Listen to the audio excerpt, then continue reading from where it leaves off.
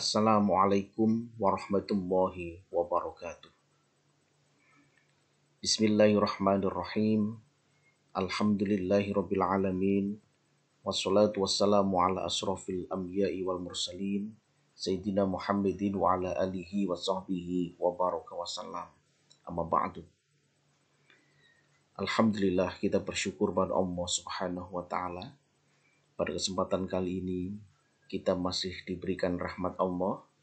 Kita masih bisa melaksanakan aktivitas kita, melaksanakan perkuliahan kita, mata kuliah hadis. Mudah-mudahan Allah Subhanahu wa ta'ala melimpahkan rahmat dan ilmu yang bermanfaat untuk kita semuanya. Baik saudara-saudara yang kami hormati, mari kita awali perkuliahan kita pada kesempatan kali ini dengan membaca basmalah bersama-sama. Mari, Bismillahirrahmanirrahim.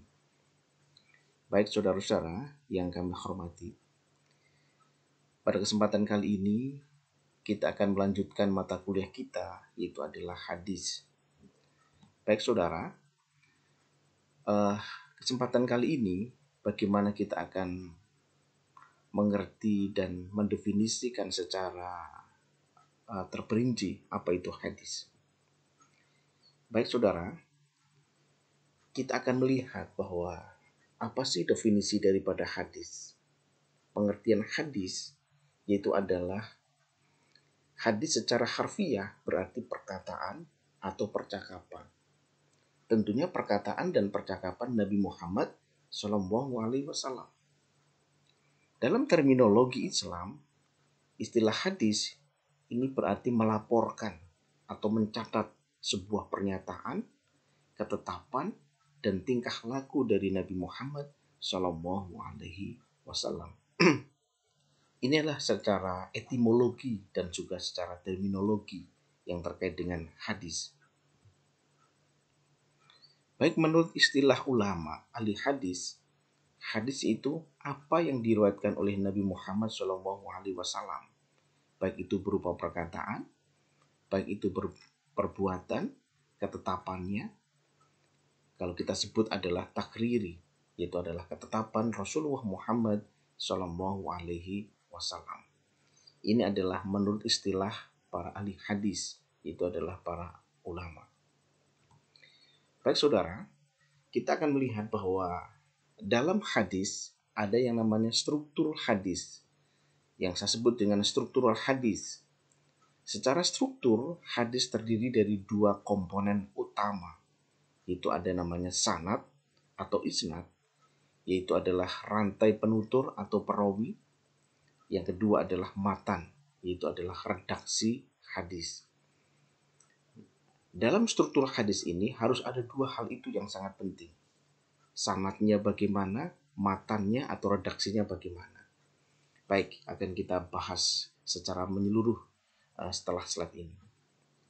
Baik saudara, sanad ialah, ini saya katakan, rantai atau penutur atau perawi atau periwayat hadis.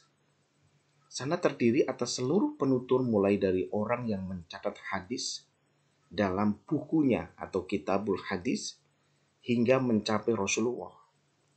Sanad memberikan gambaran keaslian suatu riwayat. Jika diambil dari contoh sebelumnya, maka sanad hadis bersangkutan adalah misalnya Al-Bukhari, ini dari hadis Bukhari. Pertama dari Musyaddad, dari Yahya, dari Su'bah, dari Qatadah, dari Anas bin Malik, sampai kepada Nabi Muhammad SAW. Ini adalah sanad, penutur atau perawi, periwayat. Misalnya hadis riwayat Bukhari dan Muslim.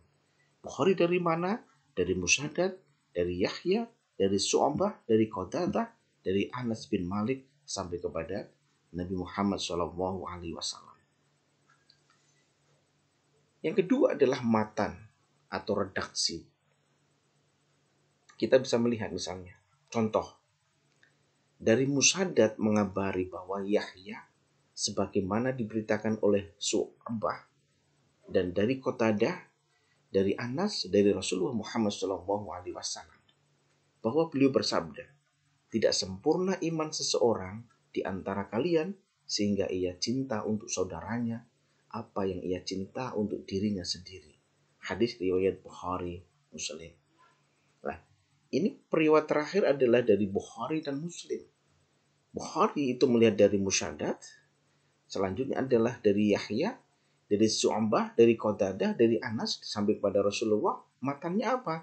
Matannya adalah tidak sempurna iman seseorang di antara kalian sehingga ia cinta untuk dirinya apa yang ia cinta untuk dirinya sendiri. Baik saudara, ini adalah matan hadis. Berdasarkan tingkatan atau keaslian hadis, hadis ini terbagi menjadi 4 tingkatan. Yang kita sebut yang pertama adalah sahih, hadis sahih. Yang kedua adalah hadis hasan. Yang ketiga adalah hadis dhaif. Dan yang keempat adalah hadis maudhu. Kita akan melihat apa itu hadis sahih, apa itu hadis hasan, apa itu hadis dhaif, dan apa itu hadis maudhu. Secara tafsil akan kita bahas. Baik saudara, yang pertama adalah kita akan membahas hadis sahih. Hadis sahih ini adalah tingkatan tertinggi penerimaan pada suatu hadis. Hadis sahih memenuhi persyaratan sebagai berikut misalnya. Sanadnya bersambung, diriwayatkan oleh penutur atau perawi yang adil, memiliki sifat istiqamah, berakhlakul karimah atau berakhlak baik, tidak fasyik, terjaga muruahnya atau kehormatannya, dan juga ingatannya itu kuat. Ini adalah sanad. Matannya tidak mengandung kejanggalan atau pertentangan yang kita sebut dengan syadz, serta tidak ada sebab tersembunyinya atau tidak nyata yang mencatatkan hadis. Semuanya adalah bisa kita lihat, baik itu sanadnya, baik itu matannya, dan lain sebagainya. Itulah hadis sahih. Maka penutur atau perawinya itu sangat adil, memiliki sifat istiqamah dan berakhlakul karimah, tidak fasik, terjaga muruahnya, dhabit, kuat ingatannya, dan lain sebagainya. Inilah hadis sahih. Baik saudara, misalnya kita akan mengambil sebuah contoh hadis sahih misalnya.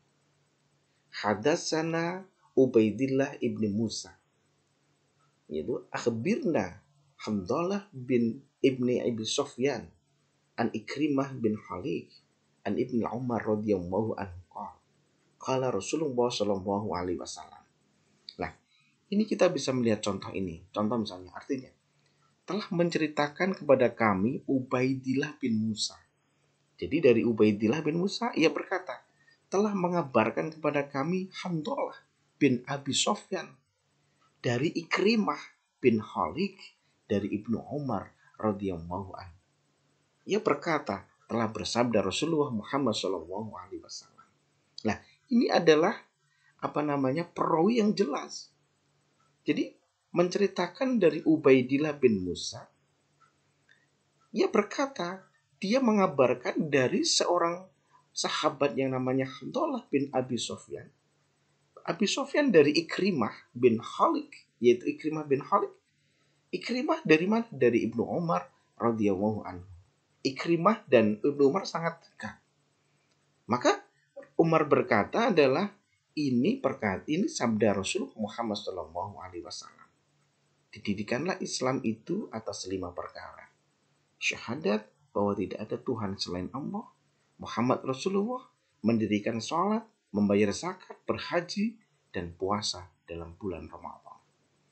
Inilah hadis sahih yang bisa kita lihat, baik itu secara redaksi ataupun secara perawinya.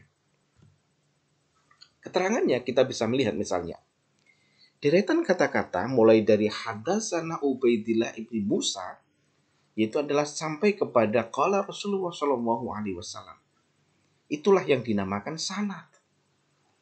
Jadi dengan demikian maka urutan-urutan sanad dari hadis di atas adalah kita bisa melihat misalnya. Yang pertama, Ubaidillah bin Musa sebagai sanad pertama atau awal sanad. Yang kedua adalah Hamdalah bin Abi Sufyan sebagai sanad kedua. Yang ketiga adalah Ikrimah bin Khalid, itu adalah sebagai sanad ketiga. Yang keempat adalah Ibnu Umar sebagai sanad keempat atau terakhir, yang kedekatannya kepada Rasulullah Muhammad Shallallahu Alaihi Wasallam. Maka deretan kata-kata mulai dari bunyal Islam sampai kepada saum Ramadan, itulah yang dinamakan matan.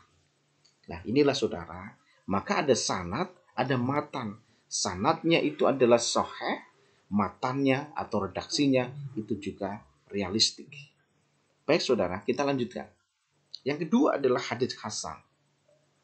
Apa itu hadis hasan? Hadis hasan bila hadis yang tersebut sanadnya bersambung, diriwayatkan oleh rawi yang adil namun tidak sempurna ingatannya, serta matannya tidak syad serta tidak cacat. Kita bisa melihat misalnya,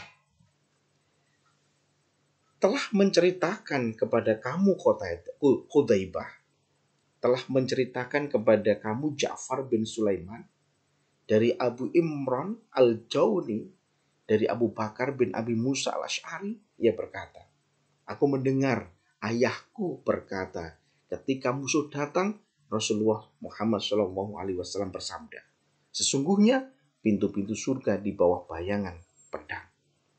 Kita bisa melihat saudara, derajat hadis tersebut adalah hasan. Karena semua perawi dalam hadis tersebut thiqah atau kredibel, kecuali Ja'far bin Sulaiman ad-Dubai.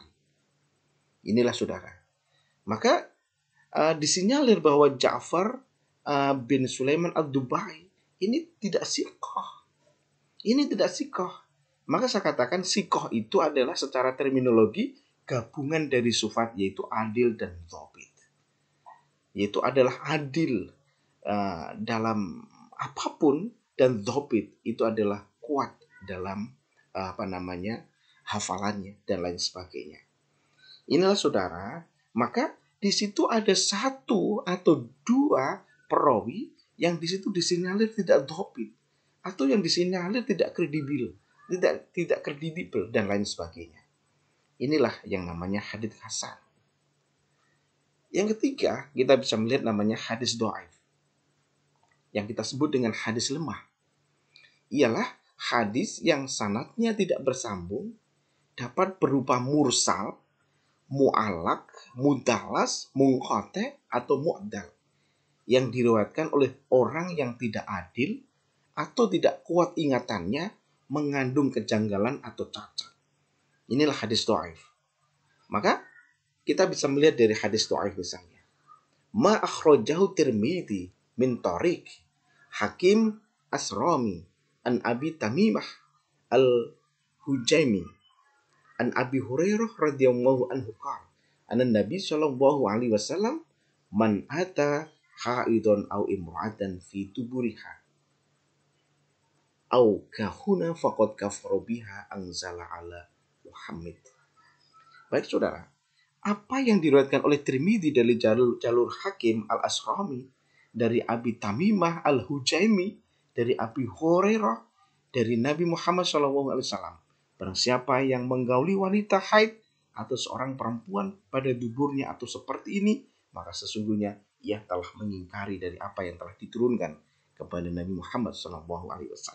Kita bisa melihat misalnya, berkata Imam Tirmidzi setelah mengeluarkan takhrij hadis ini, tidak mengetahui hadis ini kecuali hadis dari jalur Hakim al-Asrami.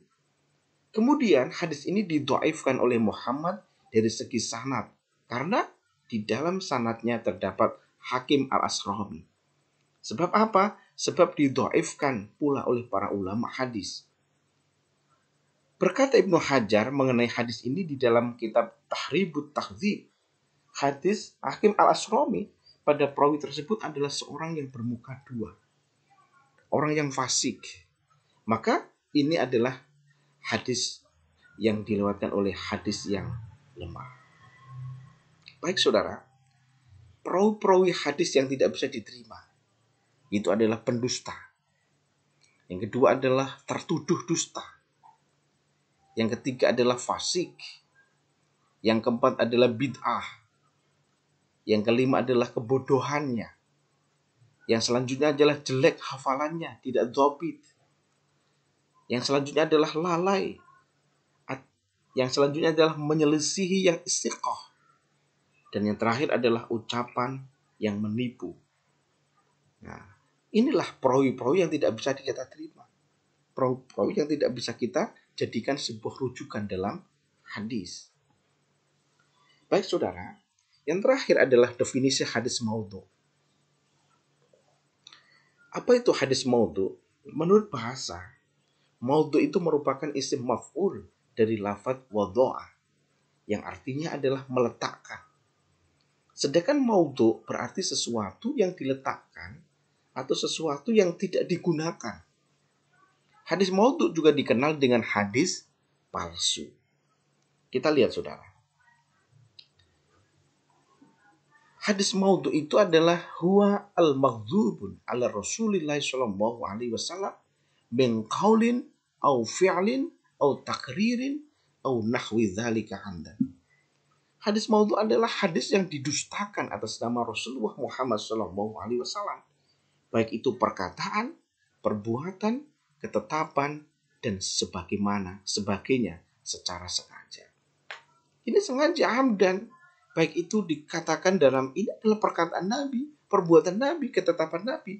Padahal itu adalah dusta.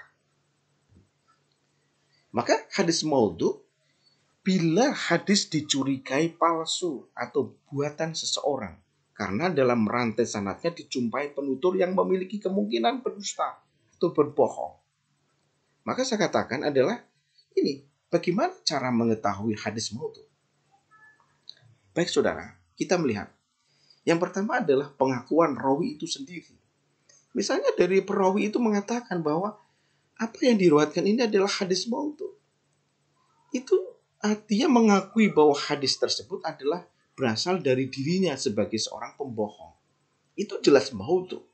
Itu jelas hadis palsu. Yang kedua adalah bertentangan dengan kaidah Al-Quran.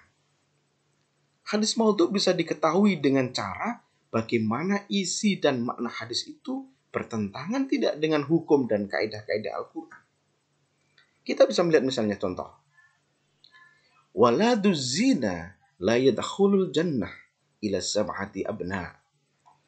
Anak hasil berzina tidak akan masuk surga sampai 7 turunan.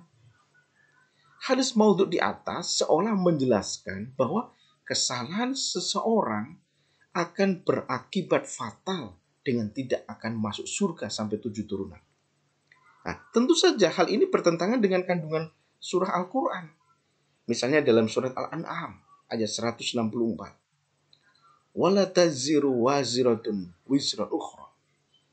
Dan tidaklah seseorang membuat dosa melainkan kemudaratannya kembali kepada dirinya sendiri. Nah, yang selanjutnya saudara, bertentangan dengan kaidah hadis sahih. Hadis maudhu juga bisa diketahui dengan kandungan isi dan maknanya yang bertentangan dengan riwayat-riwayat hadis yang sudah dinilai sahih dan mutawatir. Ternyata itu banyak sekali yang bertentangan dengan kaidah hadis sahih. Maka itu perlu kita perlu kita teliti secara mendalam. Yang selanjutnya adalah bertentangan dengan ijma, yaitu adalah ulama. Tentunya adalah yang bersifat qat'i, hukumnya pasti. Maka hadis maudhu bisa juga diketahui dengan adanya pertentangan terhadap kesepakatan para ulama. Ulama secara qat'i sudah berijma bahwa ini adalah hadis sahih. Maka kita bisa jadikan sebuah rujuk sebagai rujuk al-hukmi. Yang selanjutnya adalah dengan melihat haliyah atau haliyah rawinya.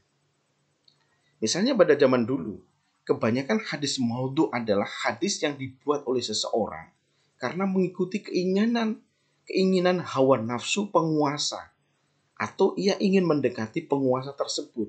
Ini yang tidak bisa melihat tingkah laku rawinya.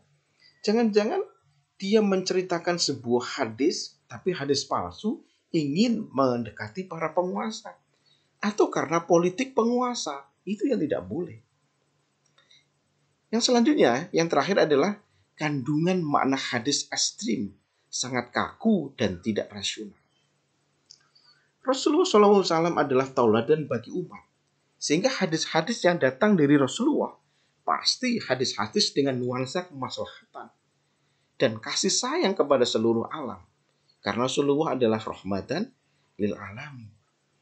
Inilah saudara, kita bisa melihat bagaimana identifikasi hadis-hadis maudhu. Bagaimana kita bisa melihat bahwa itu adalah hadis palsu dan lain sebagainya. Maka saudara, kita bisa melihat secara mendalam tadi bagaimana hadis-hadis itu, bagaimana hal-hal yang menyertai dari hadis itu, marilah kita fahami secara komprehensif. Mudah-mudahan apa yang saya jelaskan ini bisa menjadi sebuah inspirasi untuk kita. Bisa mengidentifikasi mana itu hadis sahih, mana itu hadis hasan, mana itu hadis dhaif, mana itu hadis maudhu dan lain sebagainya. Dan kita bisa melihat secara general bahwa sesungguhnya kita bisa mengambil hukum itu, bagaimana sanadnya, bagaimana matanya dan lain sebagainya. Tentunya adalah perawinya juga dhabit, perawinya juga benar, adil dan lain sebagainya, dan matannya atau redaksinya itu tentunya adalah tidak bertentangan dengan nilai-nilai agama, apa yang disampaikan oleh Rasulullah, dan juga tidak bertentangan dengan Al-Quran. Inilah saudara pertemuan kita pada kesempatan kali ini. Mudah-mudahan apa yang saya sampaikan ini bisa bermanfaat dan mudah-mudahan bisa kita jadikan sebuah rujukan dalam hadis. Baik, sampai ketemu lagi pada kesempatan yang akan datang. Terima kasih. Mari kita akhiri pertemuan pada kesempatan kali ini dengan membaca hamdalah. Alhamdulillahirabbil alamin. Sampai ketemu lagi pada kesempatan yang akan datang. Assalamualaikum warahmatullahi wabarakatuh.